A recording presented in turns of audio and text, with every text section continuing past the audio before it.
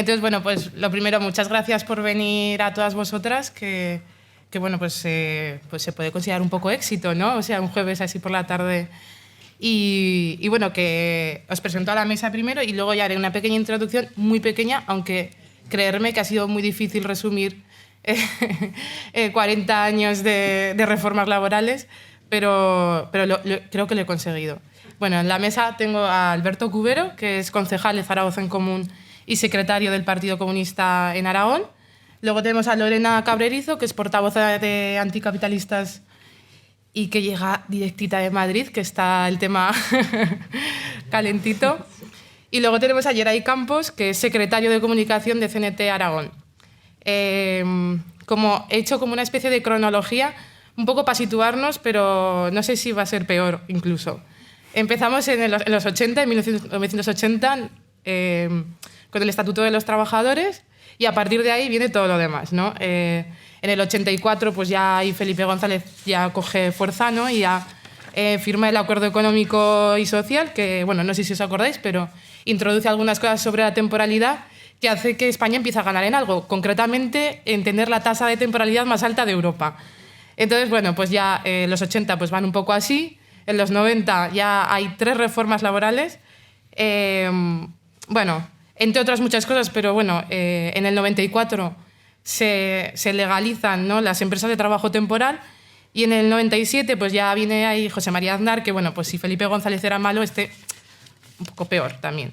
Entonces, pues bueno, ahí aprueba, como que quiere hacer algo, ¿no?, con este tema de la temporalidad, y lo que acaba haciendo es, pues entre otras muchas cosas, pues bueno, aprobar un contrato laboral que reducía, ¿no?, a 33 días en vez de 45 por año trabajado el despido, y que además estaba dirigido pues a colectivos pues que lo necesitaban, jóvenes, mujeres y mayores de 45 años. O sea, todo buenas noticias siempre. Y bueno, ya llegamos al año 2000 y el milenio entra, ¿no? Y entonces ya pues aprueban, ¿no?, otra reforma laboral. No voy a hablar mucho de esta porque las buenas vienen enseguidísima. Aquí empieza ya, en el 2006 ya Zapatero está como con muy buena onda y dice, pues a ver cómo hacemos con esto de la temporalidad. Entonces, pues bueno, aprueba alguna cosilla. Y bueno, pues es que ahí, no sé si os acordáis, pero estábamos construyendo casas a punta pala, estábamos viviendo a todo tren, y de repente llega 2008 y entonces pues explota todo y Zapatero dice, ¿y ahora qué hago?, ¿no? Entonces, pues bueno, en 2010, ¿no?, aprueba, ¿no?, la primera reforma laboral, digamos, que es de las que hemos estado sufriendo en esta última década, y bueno, pues ahí hace algunas cosillas, ¿no? Pues abarata el despido, aprueba el despido por causas económicas y pues se permitía, ¿no?, que las empresas que estaban como en apuros económicos, pues si es que les iba mal ese mes, pues bueno, pues pudieran cambiar las condiciones laborales de la plantilla. Y ya llega 2012, que llega Mariano Rajoy, que casi está, que todavía no ha colocado los muebles en Moncloa y ya nos cuela una reforma laboral. Y eso que nosotras veníamos súper esperanzadas con el 15M, que estábamos locas perdidas, pero bueno, al final pues nos cae, ¿no? Abarata el despido, ahora sí que sí, a 33 días, ¿no?, por año trabajado, y a 20 en algunos casos, flexibiliza los ERES, y bueno, pues instaura, ¿no?, la precariedad que hemos sufrido y que hemos vivido todos estos años, que bueno, yo ya estoy ya desde lo personal, pero todas las que estábamos estudiando en la universidad en aquella época, que creíamos que estudiando una carrera íbamos a tener un futuro mejor, pues bueno, salimos y dijimos, pues vale, genial, gracias, Mariano. Entonces, pues bueno, el viaje ¿no?, que yo le he llamado a la España atrofiada, acaba aquí, ¿no?, hoy, en el Centro Cívico Universidad, que tenemos una reforma recién salida, que, bueno, pues ha venido calentita, como en realidad como la mayoría de ellas, pero bueno, igual aquí nos ha suscitado como un poco más de diferencias, ¿no?, dentro de todo lo que podemos decir la izquierda, si existe, ¿no? O sea, ¿qué concepto es este de la izquierda? Y luego, pues, bueno, yo ya me callo, lanzo la primera pregunta y ya hablamos de ella, ¿no? La primera pregunta que yo creo que es la que igual nos estamos haciendo, ¿no?, todas las que hemos venido aquí, es cómo hemos llegado hasta aquí y un poco por qué esta reforma laboral, por qué no se ha derogado la reforma laboral. No sé, lanzo algunas preguntas que, bueno, me vais contestando. Y, bueno, no sé si quieres empezar tú, Lorena, ya que estás ahí en la esquina. ¿Nos podemos quitar la mascarilla? Sí, ¿Sí? yo me la pongo ahora y luego... ¿Te parece? Sí, sin problema. Estupendo. Gracias. ¿Están encendidos los micros? Sí. Bueno, pues lo primero, muchas gracias a todas. Gracias por esta invitación a esta ciudad que de alguna forma también, con la que tengo algunos lazos también incluso familiares. Siempre es un placer venir por aquí. Bueno, has lanzado muchas preguntas, pero vamos a intentar dar respuesta. Yo no entraré tanto en las cuestiones más técnicas de la reforma, aunque algunas mencionaré y en algunas me apoyaré, sino voy a intentar dar, bueno, pues una visión, la visión que tenemos también en Anticapitalistas, ¿no? Un poco más política, ¿no? Yo empezaría diciendo que esta reforma laboral forma parte o es parte de algo más grande, ¿no? De un proyecto que se podría llamar de modernización capitalista, ¿no? Volvemos a la famosa modernización que ya la lanzó también Felipe González, ¿no? En los 80, antes de entrar en Europa. Bueno, es parte de un acuerdo más amplio, como digo, de una estrategia, de alguna forma, que pretende recuperar, en definitiva, la rentabilidad, las tasas de ganancia del capitalismo, que viene sufriendo una larga onda, ¿no?, depresiva y, por tanto, bueno, forma parte, digamos, de un acuerdo más amplio. ¿Qué aspectos, digamos, sustentan de alguna manera esta afirmación? Bueno, la no derogación de esta reforma laboral no supone en ningún caso, como nos han intentado decir, ningún cambio de rumbo ni un cambio de paradigma, ¿no? Hablar de paradigma es algo muy serio, ¿no? Sino que supone más bien una continuidad de las reformas anteriores, lo comentaba Rocío de alguna manera, ¿no? De las reformas especialmente de la de 2012, del PP y del PSOE de 2010. No dota a la clase trabajadora de nuevas herramientas, es más, tiende incluso a anular aquellos aspectos positivos que de alguna forma introduce esta reforma. Y pongamos dos ejemplos. Por un lado, las cuestiones que tienen que ver con los convenios colectivos. Por un lado, hay que señalar que solo el 14% de los trabajadores están en convenios que incluyen cláusulas de revisión salarial, frente a un 70% que existía antes del 2008. En segundo lugar, y también relacionado con los convenios colectivos, que efectivamente se recupera la ultraactividad, aunque bueno, también se estaba ganando vía judicial, pero bueno, en todo caso ya queda formalizada. Esta reforma consolida también la libertad empresarial para modificar todas las otras condiciones que no son salariales, con lo cual cada vez quedan más cuestiones fuera o al margen de los convenios colectivos. Horarios, días de libre disposición, vacaciones, desplazamientos, etcétera, etcétera, ¿no? Esta reforma, insisto, otorga más poder al empresariado y de alguna forma lo que indica es que el gobierno de coalición, la izquierda gubernamental, su adversario ya ha dejado de ser la clase trabajadora, la clase empresarial, ha renunciado a ese compromiso histórico que tenía con la clase trabajadora y la deja sin herramientas, ¿no? Y la deja sin posibilidades de lucha. Por otro lado, otro ejemplo. El aumento de los contratos indefinidos, efectivamente, es ante todo una formalidad. En el mes de enero seguíamos en porcentajes en torno a contratos indefinidos, si no me equivoco, del 14% frente al 70 y pico, 80% de trabajos temporales, según el SEPE. Insisto, hay una formalidad en lo que tiene que ver con el aumento de los contratos indefinidos, pero en el momento en el que el despido improcedente sigue siendo libre y barato, no se recupera la indemnización de los 45 días por año trabajado, ni los salarios de tramitación, ni en el caso de los despidos improcedentes el trabajador va a tener libertad de decidir si continúa en la empresa o efectivamente acepta el despido y la consiguiente indemnización. Y, por tanto, en el momento en el que el despido sigue siendo barato y libre, la temporalidad pues sigue estando presente, ¿no? Ya da igual que el contrato sea indefinido o no, porque te pueden despedir en cualquier momento. Por otro lado, la subcontratación. No se ha eliminado, digamos, la libertad también de que las actividades que, aun siendo parte de la actividad principal de la empresa, se puedan subcontratar y que el empresariado tenga o conserve la potestad de mantener fuera de los convenios establecidos o de elegir de forma más favorable para él el convenio al que se acogen determinados trabajos subcontratados. Ejemplo claro, las trabajadoras de limpieza de los hoteles o llamadas Kellys, ¿no? Por tanto, esos son dos elementos que de alguna forma, bueno, pues nos hacen ver que es una reforma continúa con las anteriores. ¿Me vas un poco avisando del tiempo? Sí. Para no...? Vale. Sí, sí.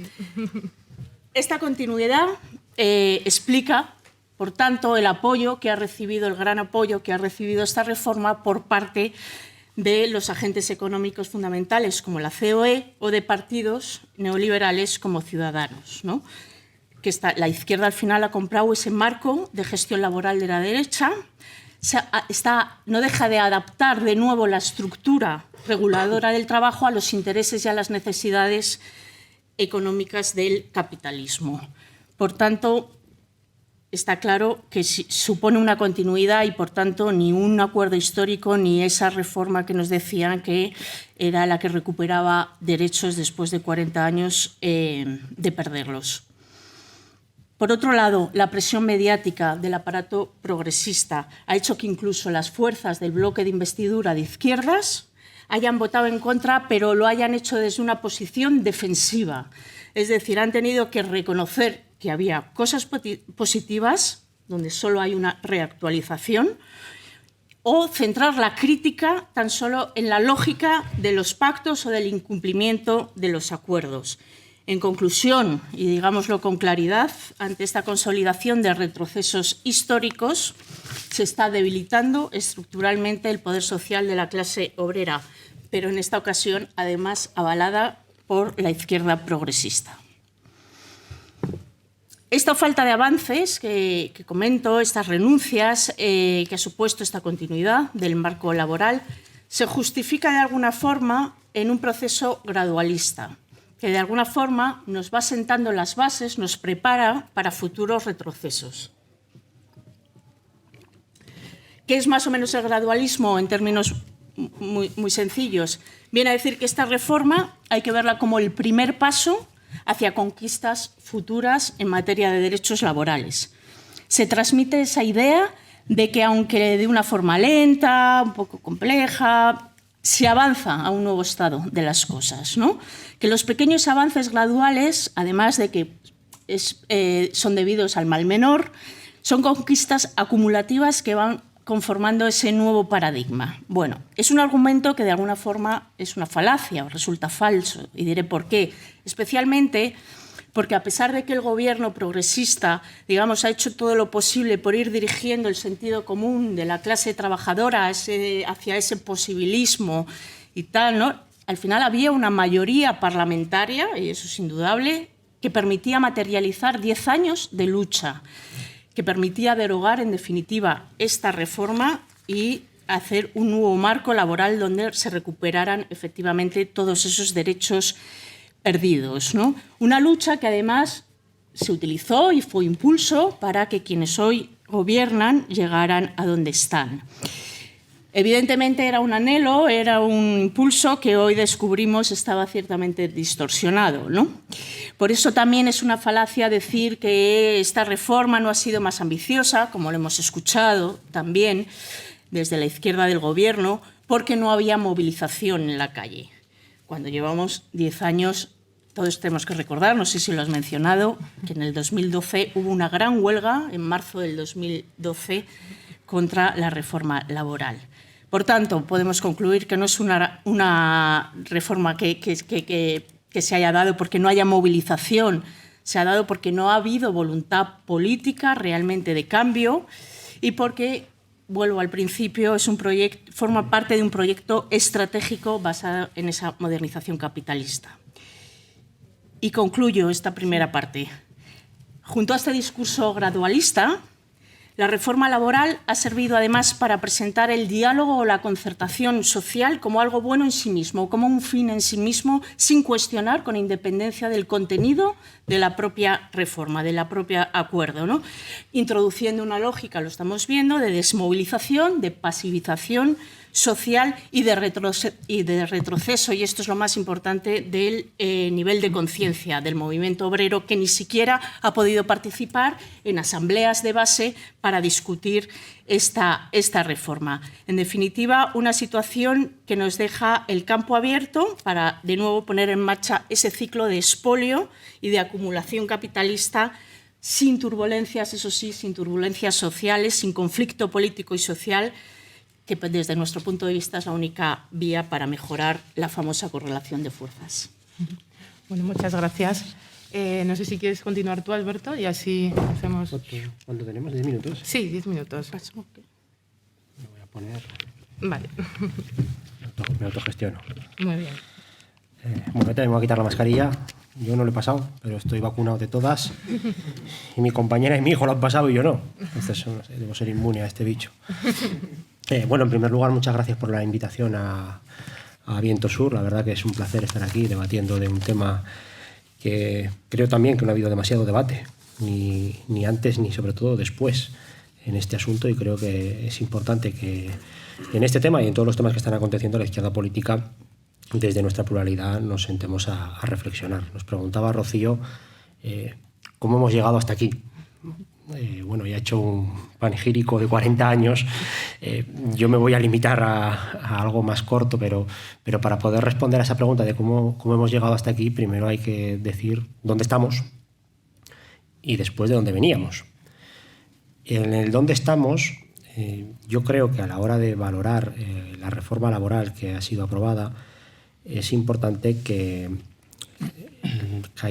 no caigamos en análisis que en ocasiones son hechos desde el sentimiento y no tanto desde la objetividad. Yo creo que la izquierda política en los últimos tiempos, y sobre todo además cuando vienen las medidas gubernamentales, hemos caído en un maniqueísmo de bueno o malo, de triunfalismo o derrotismo. Yo creo que hay que bajar el balón al suelo y analizar lo que hay en la reforma y lo que falta en la reforma. Es cierto que hay algunas cuestiones positivas de la reforma, pero también es cierto que no es una derogación de la reforma del Partido Popular en su totalidad. Hay cuestiones positivas, algunas se han mencionado aquí ya.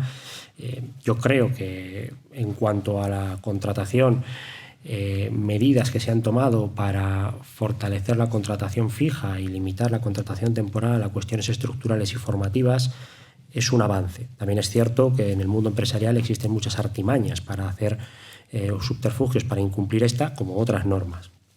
Pero para mí quizá lo más relevante, lo más importante o el mejor avance en esta reforma laboral es la recuperación de la ultraactividad y la prevalencia del convenio del sector frente al de empresa en exclusivamente materia salarial. Pero también es cierto que faltan muchas cosas en esta reforma laboral para llegar a esa derogación completa. La prevalencia del convenio del sector frente al de empresa en todo lo demás, que no son cuestiones salariales, los salarios de tramitación y sobre todo algo muy simbólico y muy importante por la relevancia que tiene es la indemnización por despido de los 45 días por año que había o que eliminó la reforma laboral del Partido Popular. Por lo tanto, yo creo que hay que reconocer que hay algunas cosas que son positivas. Luego habrá que ver lo positivas que son en la aplicación y en la gestión de estos asuntos, pero también es cierto que hay que reconocer que no se ha conseguido derogar la reforma laboral del Partido Popular. Aquí también hay que ser, no hay que ser triunfalistas en los mensajes que se lanzan, porque a veces se generan en este y en otros temas excesivas expectativas que pueden ser estados de ánimo al corto plazo, pero que a la larga pueden llevar a la frustración. Y este sería un análisis, vamos a decir, objetivo, desde mi punto de vista, por supuesto, de dónde estamos, pero como digo, también hay que ver de dónde venimos. Y ahí hay que poner un punto, un hito fundacional a esta reforma laboral. Lo más lógico, y yo lo he hecho incluso en mi propio análisis, que el hito fundacional lo pongamos aquel 30 de diciembre de 2019, cuando se llega al acuerdo de gobernabilidad y se acuerda derogar la reforma laboral del Partido Popular. y estamos analizando lo que se ha logrado y lo que no se ha logrado en base a ese acuerdo. Pero yo creo que es importante también que nos retrotraigamos un poco más, por lo menos a la aprobación de la reforma laboral del Partido Popular, ¿no? Y al contexto en el que vivíamos en la reforma laboral del Partido Popular, que no solo es una reforma laboral del Partido Popular, una crisis económica, financiera, que al final la salida del capital se va en dos líneas, en el trasvase de dinero público a manos privadas, con el rescate de la banca, con el artículo 135, con la Ley de Estabilidad Presupuestaria y Sostenibilidad Financiera, eso del techo de gasto, las reglas fiscales, y por otro lado la pauperización de las condiciones de vida de la clase trabajadora con la reforma laboral del Partido Popular, también con la reforma laboral del Partido Socialista y con la reforma de las pensiones, por cierto, con diálogo social. Aquella reforma laboral fue con diálogo social. Digo, también es verdad, cuando a veces se hace una bandera del diálogo social, a veces el diálogo social nos ha traído reformas como la de las pensiones de Zapatero. Y lo digo porque en aquella crisis económica y aquellas medidas regresivas trajeron un ciclo de movilización social muy potente que generó una alternativa política institucional que llegó a gobernar. Y en ese acuerdo de gobierno se habla de la derogación de la reforma laboral del Partido Popular, pero no la derogación de la reforma laboral del Partido Socialista, ni la de las pensiones, ni la del artículo 135, ni la de la Ley de Estabilidad Presupuestaria y Sostenibilidad Financiera. Lo digo también porque aunque se hubiera logrado la derogación completa de la reforma laboral del Partido Popular, la vida de la clase trabajadora seguiría siendo precaria. Seguiría siendo precaria. Y por lo tanto, en ese intervalo de tiempo entre la aprobación de la reforma laboral del Partido Popular y todo aquel ciclo de movilización y la formación del gobierno y el acuerdo programático del 30 de diciembre del 19, se empieza a cometer ya errores que también han continuado desde el 2019 hasta hoy. Creo que el abandono de la calle, de la movilización social, de la organización popular, de la tensión y el conflicto, y el bascular eso hacia la esperanza exclusiva de la institución en la conquista de derechos, ha sido uno de los principales errores de este último ciclo político y uno de los principales errores que nos ha llevado a la situación en la que estamos. No se ha trabajado para mejorar la correlación de fuerzas, porque pensar que un acuerdo se va a cumplir simplemente porque está escrito, y más cuando la otra parte contratante es el Partido Socialista, es ser muy ingenuo. Los acuerdos se cumplen si tienes la capacidad y la fuerza de hacerlos cumplir. Y yo creo que no se ha trabajado lo suficiente para generar o mantener esa fortaleza que permita cumplir el acuerdo de derogación completa de la reforma laboral del Partido Popular. Pero, sin embargo, los que tenemos enfrente sí que han jugado en esa correlación de fuerzas y lo han jugado bien. Y hay elementos que, bueno, están en el run-run de todo este debate, pero que pocas veces se han explicitado. Uno de ellos es la presión de la Unión Europea, del marco político y económico de la Unión Europea. No nos engañemos a que ha habido un chantaje de los fondos europeos.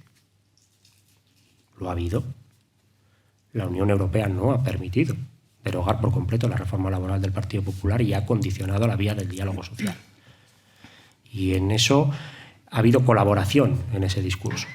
Y cuando iniciábamos esta andadura, en el 2019, es verdad que cuando empezaba esta partida teníamos muy buenas cartas. Teníamos un acuerdo de gobierno que decía derogar la reforma laboral del Partido Popular.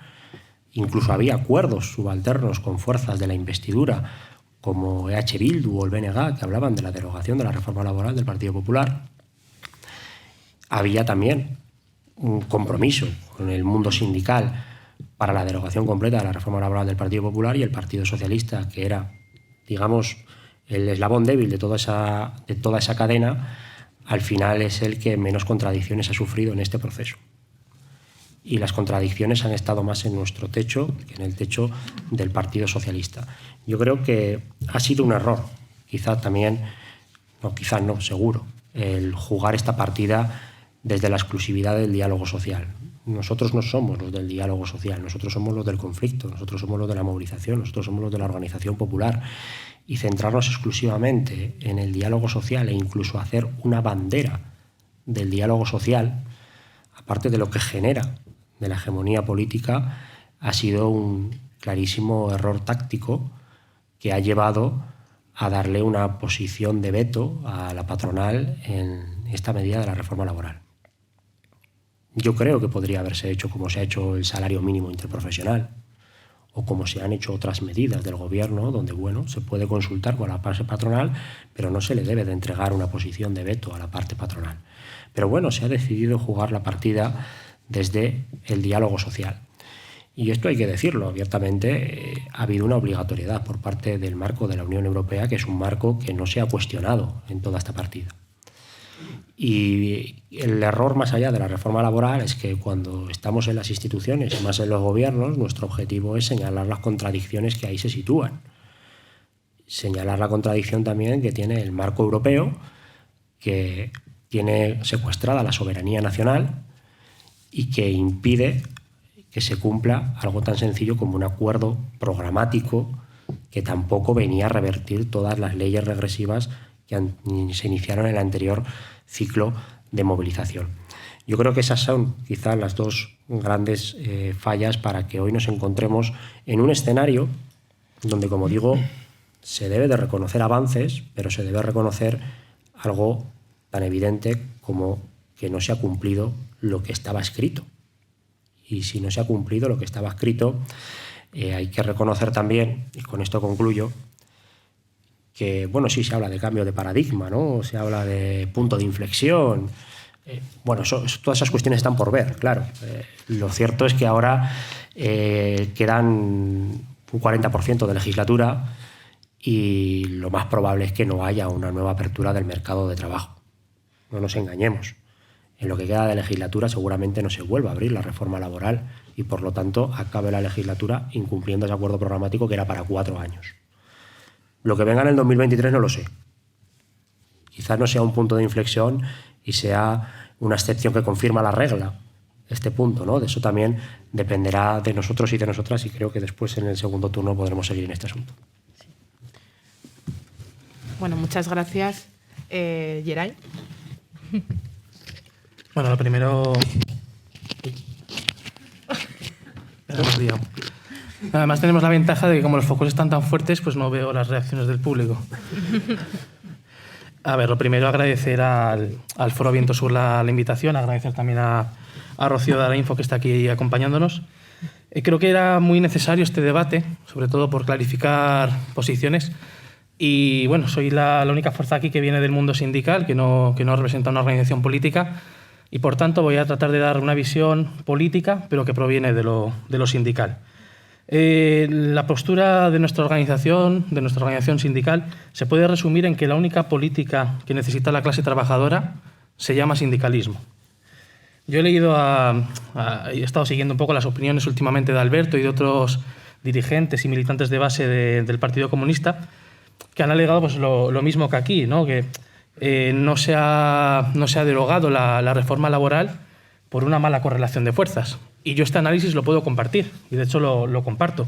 Creo que salta a la vista que el sindicalismo actualmente no está en condiciones de plantear una batalla que sea capaz de derogar la reforma laboral de 2012. Pero claro, este argumento se suele acompañar con el hecho de que, bueno, mal que bien, esta nueva reforma laboral que propone el Gobierno representa un avance y que, por lo tanto, rompe con varias décadas de retrocesos. Y a mí este argumento sí que me parece más problemático. Es cierto que la reforma laboral puede tener algunos puntos positivos. El cambio del régimen sancionador de la Inspección del Trabajo puede ser un arma bastante interesante y desde CNT no tenemos ningún problema en reconocerlo. Pero claro, esto es siempre que exista un sindicato en cada empresa realizando la vigilancia, ya que la Inspección de Trabajo va a seguir siendo un cuerpo infradotado, con funciones muy limitadas y que actúa lento y tarde. Yo, por ejemplo, pues he puesto denuncias que se han tardado en resolver 1 año y medio por cuestiones de temporalidad, además.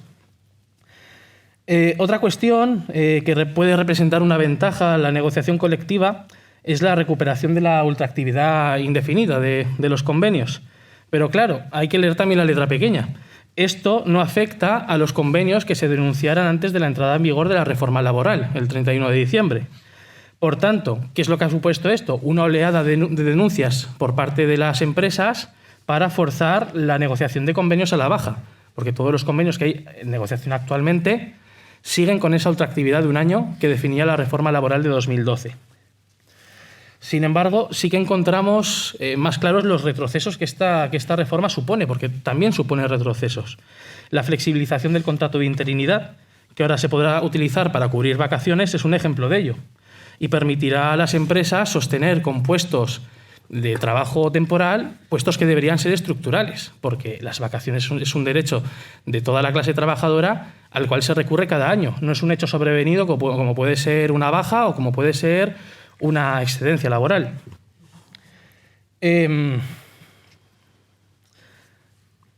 Claro, otro de los puntos negativos sería el cómo se va a permitir a ETTs realizar contratos de fijo discontinuo. Estamos viendo cómo toda la reforma está enfocada hacia derivar los contratos actualmente temporales de obra y servicio al contrato fijo discontinuo. El efecto de esto, pues que en un año el Gobierno podrá sacar pecho de decir los contratos temporales efectivamente han descendido un tanto por ciento, bastante elevado seguramente, pero las condiciones de precariedad que supone un contrato fijo discontinuo van a seguir siendo prácticamente las mismas que las que suponían los contratos de obra y servicio. Y de todas formas, lo más negativo de esta reforma no es lo que modifica, es lo que no modifica. Y el discurso triunfalista del Gobierno, un discurso, pues lo que se ha comentado ya en esta mesa, Yolanda Díaz proclamando que esto es un nuevo paradigma en el marco de relaciones laborales. O también Enrique Santiago, secretario general del PC, que hace poco tuiteaba la imagen de los resultados de la votación y decía el triunfo de la lucha de clases. Bueno, esto es muy peligroso porque cierra el debate. Al cerrar el debate sobre la reforma laboral, estás minando la resistencia que se había generado durante estos años a las dos últimas reformas y además retrasas su verdadera derogación. Lo has dicho tú, Alberto. Muy probablemente este debate no se vuelva a abrir a lo largo de esta legislatura y nos encontremos con que la amenaza de un cambio de gobierno que, por supuesto, tampoco abrirá ese debate. Entonces, además, esto es algo a lo que el Gobierno ya nos tiene acostumbrados y que ya nos suena. Cuando durante el estado de alarma proclamaron en falso la prohibición de los despidos o también la prohibición de los desahucios, es muy parecido, ¿no? Se da algo por derogado, se da algo por prohibido y la situación no es la que es. Entonces, esto genera una debilitación del tejido social que lucha en la calle y en las empresas y además crea una sensación de falsa invulnerabilidad en la clase trabajadora, que considera que si el tema ya está resuelto, pues ¿para qué se va a organizar socialmente? De todas maneras, desde CNT, algo que tenemos claro es que el adversario no se llama ni Pedro Sánchez, ni se llama Yolanda Díaz, ni tan siquiera se llama Pablo Casado. Y ahí es donde está el tema. No tenemos que fijarnos en las sobreactuaciones que realiza el PP por la aprobación de la reforma laboral. El PP, que de todas formas ha sido colaborador necesario para su aprobación, lo haya hecho de forma voluntaria o no. No nos fijemos, como digo, en los gestos de Casado. En lo que hay que fijarse es en el aplauso de la patronal, el aplauso con el que la patronal recibió la aprobación de esta reforma laboral. La patronal, que recordemos, no es otra cosa que la burguesía organizada y, por tanto, el adversario económico de la clase trabajadora. Y yo quiero remarcar esta palabra, es el adversario. Es algo muy preocupante cómo desde los partidos que sostienen el gobierno de coalición se está tratando de impulsar esa idea que ha salido también en la mesa del diálogo social. La idea del diálogo social lo que nos dice es que la patronal y los sindicatos son agentes sociales equivalentes y que debaten en igualdad de condiciones, que pueden llegar a consensos y que esos consensos además puede ocurrir el milagro de que nadie pierda. Yo, la verdad, no pensaba tener que defender a estas alturas una idea tan básica como es el antagonismo de clase. Pero es que los intereses de la patronal y de la clase trabajadora son antagónicos y, por tanto, no puede haber ese tipo de acuerdos en los cuales las dos fuerzas salgan ganando. Entonces, claro, como estos intereses son irreconciliables, tal cosa como el diálogo social es algo imposible. Lo que podemos ejercer es la negociación colectiva. Y la negociación colectiva la debemos visualizar como un juego de tira y afloja. Por cada paso que yo avanzo, significa que el adversario ha tenido que retroceder un paso. Y por cada paso que yo doy atrás, es porque el adversario ha avanzado uno. Entonces, claro, ¿qué podemos esperar de una reforma laboral que se aprueba sin que esta pelea se produzca? En la que se ha llegado a un acuerdo sin siquiera utilizar la herramienta más poderosa que tiene la clase trabajadora para propiciar cambios, que es su capacidad de paralizar la producción. Entonces, claro, lo que decías de dónde venimos. Venimos de la situación de 2012 en la que 2 huelgas generales de 24 horas no bastaron para frenar la aprobación de la reforma laboral. ¿Cómo podemos suponer que sin siquiera plantearnos esta posibilidad salga una derogación? Entonces, claro, sí, puede haber voluntad política, pero es que la voluntad política no se basta a sí misma para lograr este tipo de cambios. Entonces, claro, yo creo que en el siguiente bloque quizá podamos entrar más a fondo en este tema. El problema no es lo que tenemos en el Parlamento. En teoría, en el Parlamento hay una mayoría progresista suficiente como para derogar la reforma laboral. El problema es el agotamiento de un modelo sindical determinado. Yo no creo que existan diferencias sustanciales entre dos coaliciones políticas como pueden ser Unidas Podemos y EH Bildu. Entonces, ¿por qué la segunda se ha mantenido firme en sus posiciones? Lo que cambia aquí es que en el País Vasco y Navarra existe un escenario de relaciones laborales en las cuales hay un sindicalismo con la suficiente fuerza como para mantener sujeta a la izquierda abertzale, a sus intereses. Entonces, ya por concluir, dejemos atrás idealismos, entendamos que el Congreso es una mera correa de transmisión y de que la lucha está en cada puesto de trabajo. Y los puestos de trabajo, y no el Parlamento, son el principal escenario de la lucha de clases. Vale. Bueno, muchas gracias. Sí, bueno, ahora ya habéis anunciado algo un poquito, bueno, perdonad, algo de lo que vamos a hablar ahora, pero bueno, sí que queríamos, ¿no?, pues hablar un poco también, pues ya hemos hablado del pasado, de cómo hemos venido hasta aquí, del presente, digamos, y ahora sí que la pregunta sería qué va a pasar ahora, ¿no? ¿Cuáles van a ser los siguientes pasos? ¿Cuáles van a ser las estrategias o cuáles deberían ser las estrategias que vayan a funcionar? No sé si, bueno, cualquiera de los dos, si queréis comenzar, y así. Alberto, ¿quieres? Sí. Y a la siguiente ya. Bueno, pues a partir de ahora, bueno, en el mundo sindical yo creo que lo que toca es aprovechar las cosas positivas de esta reforma laboral. Creo, como dije al principio, que la recuperación de la ultraactividad y la prevalencia del convenio son dos herramientas muy potentes para la acción sindical en lo que viene en el futuro.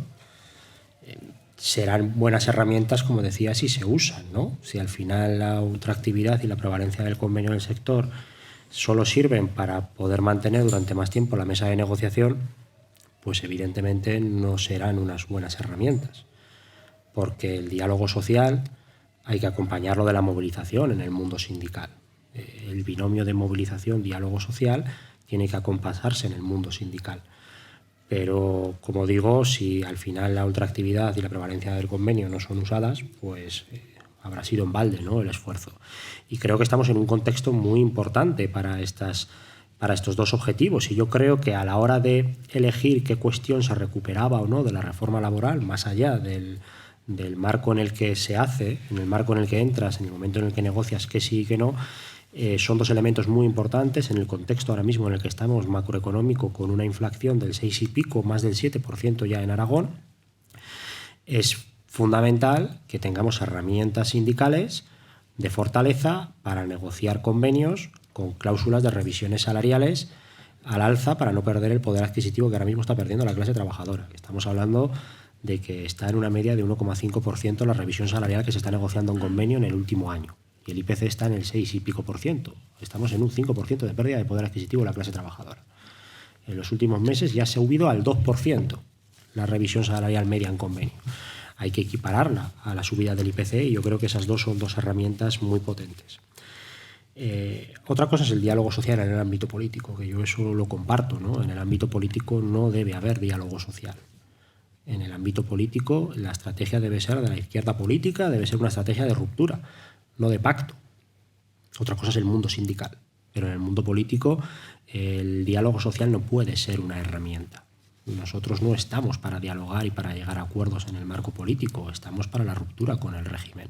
Y eso creo que ha sido el error, trasladar lo que es un ámbito del sindicalismo a lo que es el ámbito político.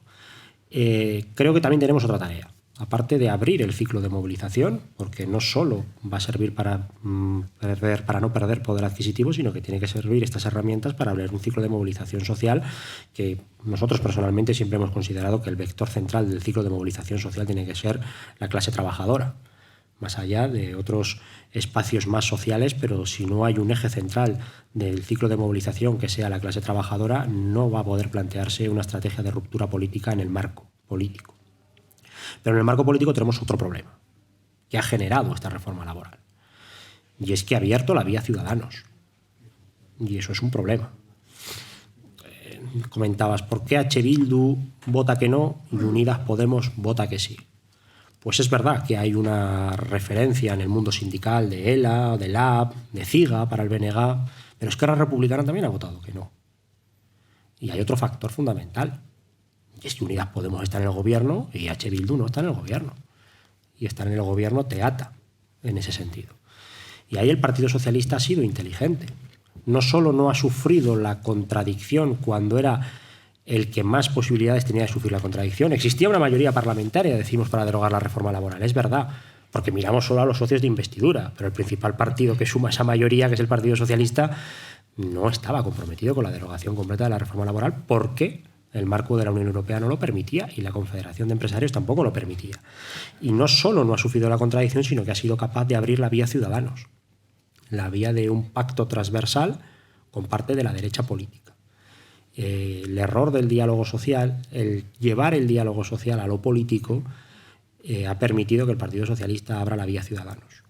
Y eso yo creo que ha sido uno de los principales errores que se han cometido, que hay que revertir. La tarea que tenemos pendiente en el mundo político es cerrar la vía a Ciudadanos y consolidar la vía de investidura de izquierdas y plurinacional del Estado. Y ahí yo creo, bueno, se está haciendo ya un trabajo, tanto con Esquerra Republicana, con EH Bildu, como con el BNG, aparte de Compromís y Más País, para consolidar esa mayoría de investidura con la que poder terminar la legislatura y poder cumplir en la medida de lo posible, en lo máximo posible, el acuerdo de gobierno en todas las medidas legislativas que quedan, y quedan muchas, ¿eh? Porque, ojo, la reforma laboral se ha abordado. A mí lo que me preocupa es que hay algunas que ni se van a abordar del marco del acuerdo de gobierno de aquel 30 de diciembre del 2019. Por lo tanto, yo creo que en lo político tenemos esa tarea. Pero creo que en la izquierda política tenemos otra tarea más allá de eso. Esta reforma laboral, yo no sé, como digo, si va a ser un punto de inflexión en el marco de relaciones laborales. Es probable que no. Probable que sí, pero es probable que no. Lo que sí que tiene que ser es un punto de inflexión en la izquierda política. La reforma laboral, lo que ha ocurrido en Castilla y León, lo que está ocurriendo en los últimos acontecimientos. Yo creo que espero que esto sirva, y esta charla la verdad que da bastante pie a ello, para que todo el espacio que hay a la izquierda del Partido Socialista abramos una reflexión sobre lo que ha sido el último ciclo político y sobre lo que ha sido la experiencia del gobierno de coalición y qué tenemos que hacer en el próximo ciclo político que se tiene que abrir. Que no lo va a abrir la candidatura de Yolanda Díaz, ni lo va a abrir ninguna clave ni ninguna dinámica institucional ni parlamentaria. El ciclo político lo tendrá que abrir como se abrió el del 2010, el 2012, desde la calle, ¿no? Y ahí tenemos que hacer una reflexión de lo que ha sido el gobierno de coalición y de lo que ha sido toda la deriva de este último ciclo, de por qué fallamos en el anterior ciclo de movilización, que es verdad que hubo movilizaciones muy potentes. Yo recuerdo cuando hubo aquella reforma de las pensiones, con diálogo social hubo una huelga general. La convocó ELA, LAB, CIGA, CNT y CGT. Pero en esta ocasión no ha habido huelga general. Y no culpo a los otros. La debilidad es conjunta de todo el mundo. En aquella ocasión, en este mismo escenario, acuerdo del gobierno del Partido Socialista con los sindicatos, comisiones obreras y UGT, hubo una huelga general. Evidentemente no la convocó comisiones obreras y UGT. Tampoco hemos tenido la capacidad, y hablo en primera persona, de convocar una huelga general en esta reforma laboral. Algo ha fallado, algo estamos fallando en este ciclo político, ¿no? Y espero que esa reflexión de lo que ha ocurrido, de cómo en aquel ciclo político pues no hubo una dirección del proceso, cómo aquello basculó hacia lo institucional tras las marchas de la dignidad, qué ha supuesto el gobierno de coalición, qué ha supuesto también en la izquierda política, en la propia clase trabajadora, todo este proceso. Esa reflexión yo creo que tiene que ser la mayor enseñanza que saquemos, si no es de esta reforma laboral, que sea de la siguiente, porque lo cierto es que estamos en un proceso, y lo hemos visto recientemente, donde esa izquierda política que se generó está teniendo una crisis no solo de discurso, incluso de proyecto, diría yo, y lo digo aquí entre compañeros. Ya no solo la deriva electoral del espacio de Unidas Podemos, el desencanto que hay, lo oyes con la gente, ¿no? Aquella excesiva propaganda con la realidad. Hablaba con un compañero en el ayuntamiento. Todavía hay un cartel por ahí puesto en un corcho que dice que la medida del gobierno te va a bajar un 20% la luz. Pues están llegando los recibos de la luz y un 20% hacia arriba la factura de la luz, ¿no? Cuando se anunciaba el tema de los desahucios, el tema de los despidos, ¿no? Y esa es parte de autocrítica que me toca a mí como partido político que formamos parte de Unidas Podemos y del gobierno. Esa reflexión también la tenemos que hacer nosotros, ¿no? Y lo que tenemos que tener claro es que la historia no se para y que es verdad que estamos entrando en un nuevo ciclo que va a traer de nuevo una nueva crisis económica, es lo que se está abriendo en el horizonte.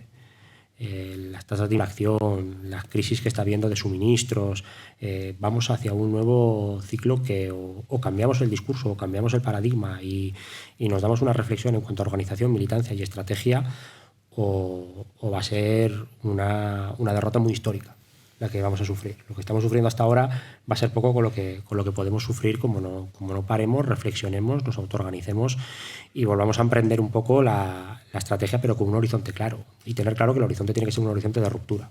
Eso nosotros sí que lo tenemos claro, que no existe la posibilidad de un acuerdo de reforma, de un acuerdo, de una salida social que simplemente sea un maquillaje con el régimen. O avanzamos hacia una ruptura política desde la acumulación de fuerzas, o cualquier experiencia, y lo hemos visto en este último ciclo político, va a acabar sumándonos en contradicciones y va a acabar sumando en una dinámica que el capitalismo está aplicando a rajatabla en este país a día de hoy.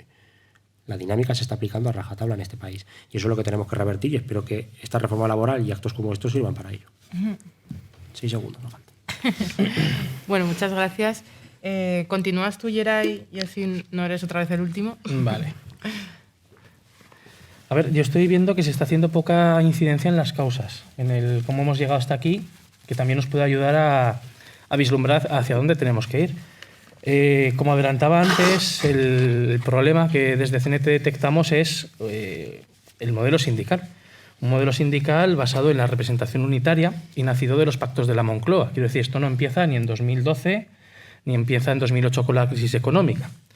Este modelo sindical está evidentemente agotado. En el Estado español se reconocen, para quien no lo sepa, 2 canales legales de representación de los trabajadores. Uno es el canal sindical, que tiene por base las secciones sindicales, es decir, el conjunto de afiliados a un sindicato en una determinada empresa, y otro es el canal unitario, que surge de las elecciones sindicales.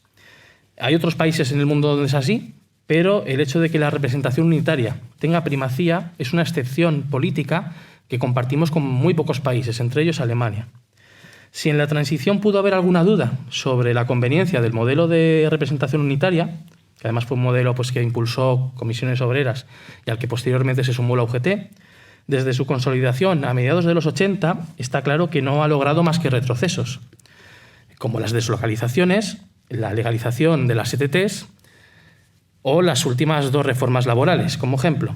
Por no hablar del propio vaciamiento de los sindicatos. Hoy en día tenemos una tasa de sindicalización menor del 16%, que es de las más bajas de Europa. En Europa Occidental, aparte de Francia, creo que no nos supera ningún otro. Entonces, ¿qué consecuencia principal ha tenido este modelo?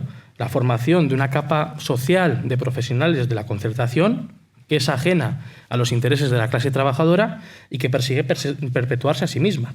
Claro, cuando uno ve que el Gobierno ha aprobado destinar de los fondos europeos 100 millones de euros en subvenciones a UGT y Comisiones Obreras, fondos que además, recordemos, están condicionados a la aprobación de la reforma laboral, pues uno ya empieza a entender qué es lo que realmente UGT y Comisiones Obreras han negociado como condición para dar su aval a la reforma.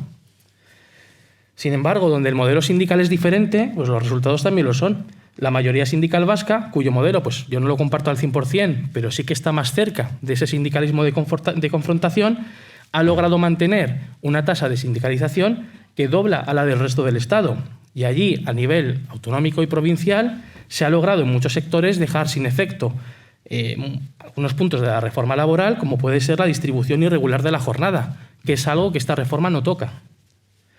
Entonces, otro ejemplo que yo os quería traer de lo que se puede conseguir desde el sindicalismo. En 2015, CNT firmó en Extracciones Levante, una empresa de Valencia, un convenio que derogaba aspectos de la reforma laboral, como el despido por acumulación de bajas, algo que el Gobierno no hizo hasta 2019, o la distribución irregular de jornada, que, como decía antes, en esta reforma sigue vigente. CNT, aunque lleva 2 décadas de recuperación y de crecimiento constante, sigue siendo un sindicato muy humilde en cuanto a su implantación. Y, sin embargo, ha podido lograr esto allí donde tiene fuerza. Entonces, ¿qué no podría lograr la clase trabajadora si apostase masivamente por este modelo sindical?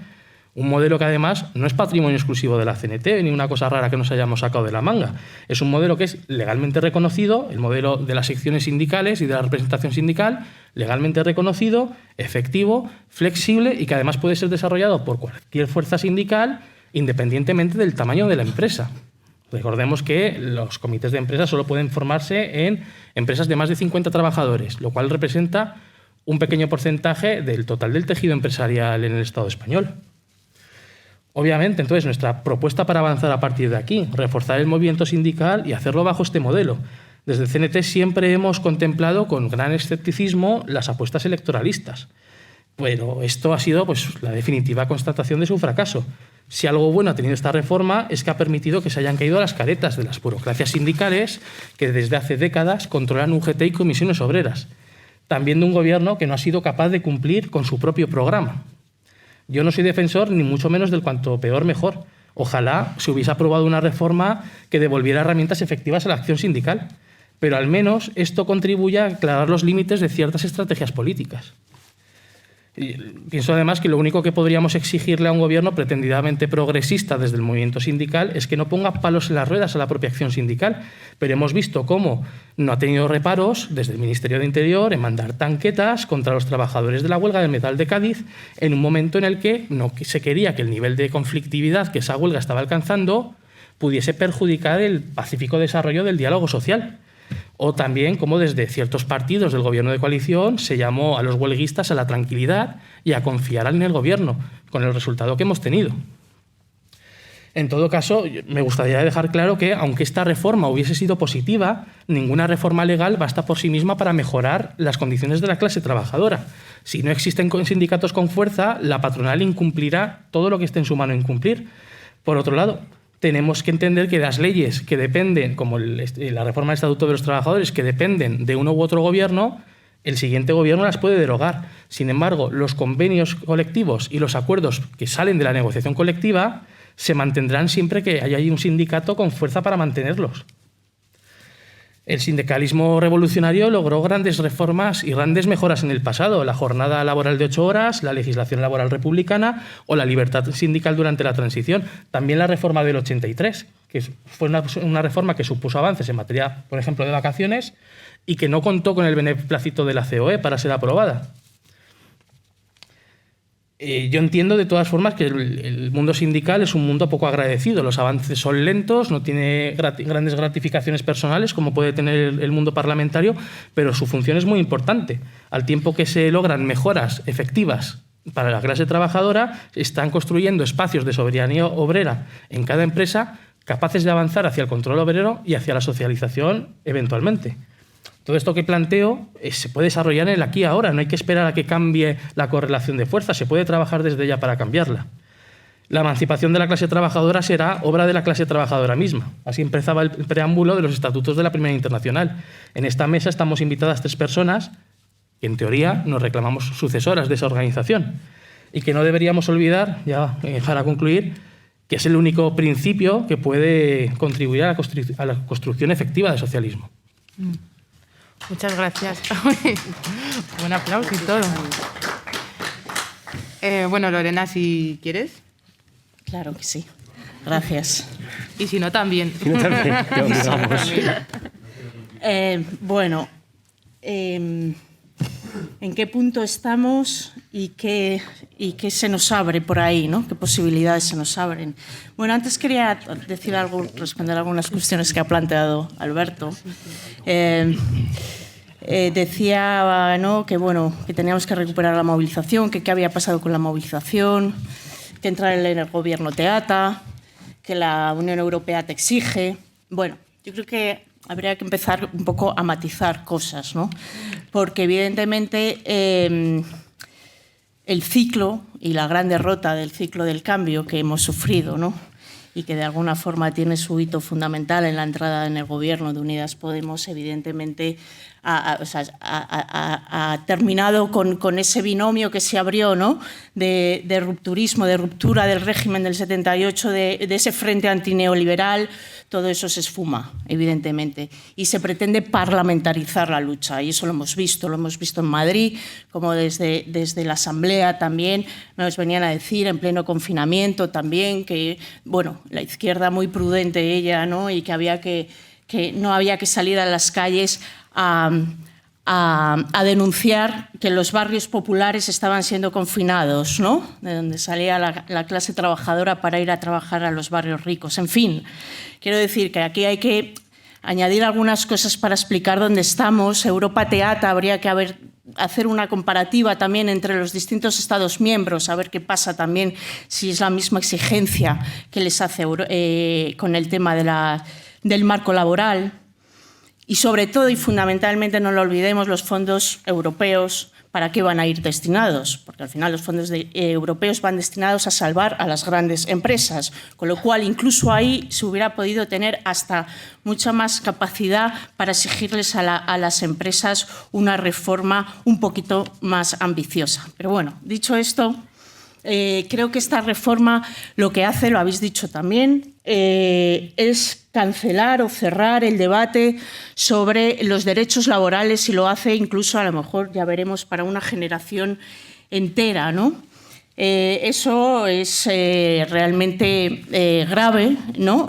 Porque, bueno, es verdad que a lo mejor derogar esta reforma no hubiera supuesto una mejora muy sustancial, no lo sabemos, pero en todo caso, y lo decía Geray, podría dotar de mayores herramientas a la clase trabajadora para continuar mejorando, ¿no? Y luchando por esa mejora, ¿no? Por otro lado, esta reforma ha supuesto efectivamente también un resquebrajamiento de alguna manera del bloque de investidura, ¿no? Las fuerzas nacionalistas vascas, gallegas y catalanas y tal, bueno, pues se han opuesto, si bien es verdad que a lo mejor arrastrados por sus fuerzas sindicales, ¿no? En cada caso tiene distintas realidades, pero más o menos ha sido así.